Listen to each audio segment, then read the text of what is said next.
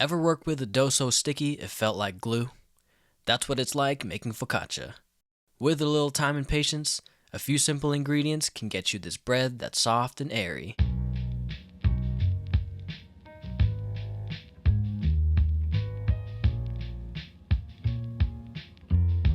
I'll be making focaccia after letting it rise for 24 hours, but it won't be easy. Making the sticky dough can be a bit of a challenge, but with enough patience, it will be worth it at the end. Before anything else, I'm starting with the Autolyse step, where I mix the flour and water to let it hydrate for 30 minutes.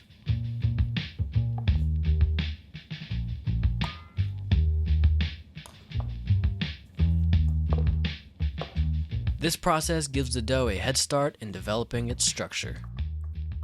While it rests, I'll use the time to prepare the remaining ingredients. Once the Autolyse is complete, it's time to bring everything together and start making the dough. This was my first time making focaccia, and I didn't really know what to expect. I had a slight idea that this dough would be tougher to handle than pizza dough, since it's much stickier. I knew to let it knead for about 8 minutes, no more and no less.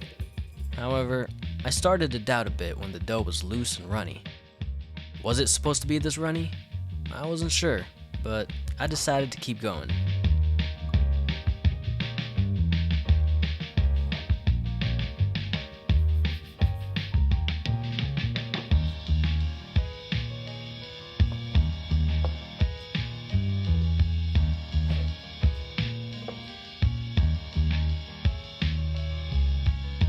This was, without a doubt, the toughest dough I've handled, yet. At this point, I wasn't even sure if I'd done it right, but there was no turning back now that the dough was made. I got my hands in there just to feel how sticky it is, and man, my first mistake was not adding enough oil in my hands. It felt like my hands were morphing into the dough, completely stuck and can't escape.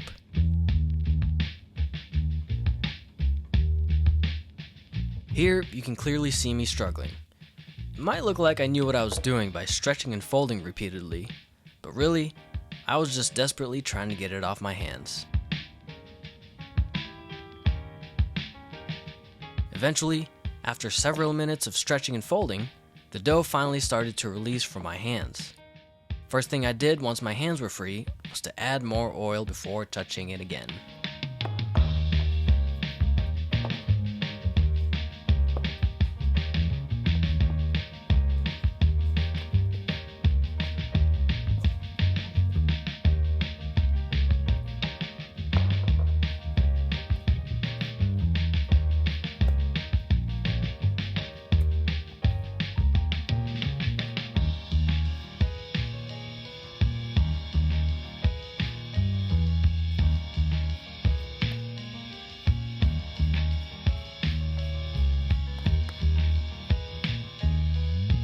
The dough finally started holding its own shape, and it was time to let it rise.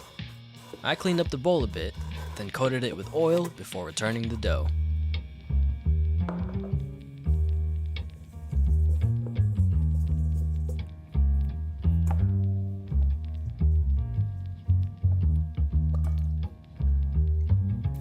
Of course, can't forget the plastic wrap coated in oil.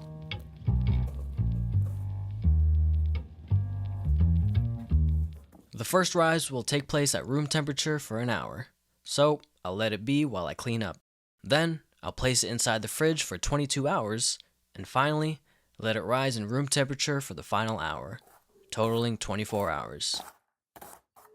During the final rise, I'll get my toppings ready and preheat my oven to 450 degrees Fahrenheit.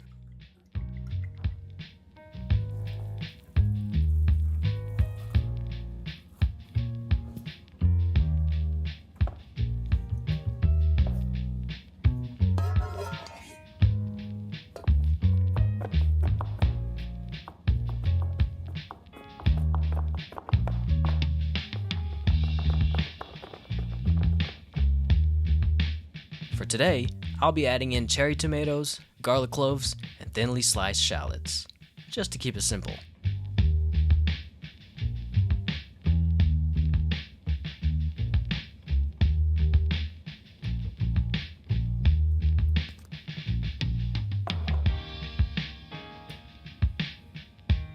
Now, I wasn't able to use all my toppings, so I'm going to turn them into a dipping sauce.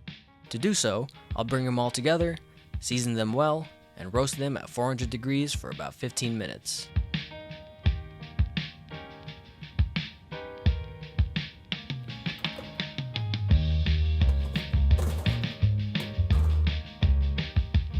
While the focaccia rests, I'll take my roasted ingredients and toss them into the blender.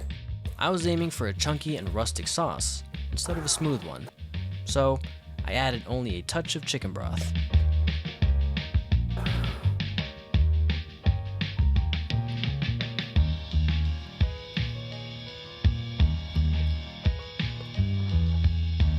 Look at that beauty.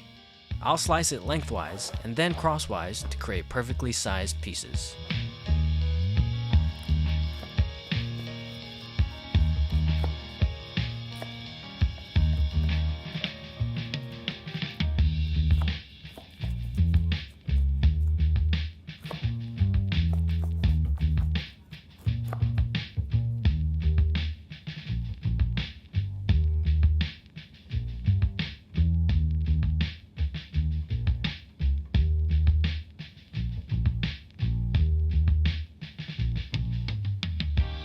There you have it, a 24-hour focaccia paired with a roasted tomato dipping sauce. The bread turned out perfectly airy, and the dipping sauce complemented each bite really well. It takes only a few ingredients to make this, but I could see how making this for the first time might feel a little intimidating. Kneading the dough was definitely a challenge, but I've learned that with lots of patience, it eventually comes together, making it easier to shape and handle before letting it rise. Even after today's struggle, I would still make focaccia again. Now that I know what to expect, I might even make a better one next time. The effort is well worth it for the incredible result. Thank you so much for watching and sharing a space with me here at our virtual table. Make sure to hit that like and subscribe button and hit that bell to stay tuned for next week's video, where I'll be making a no-bake ube cheesecake that can be made all on the countertop. See you all in the next one.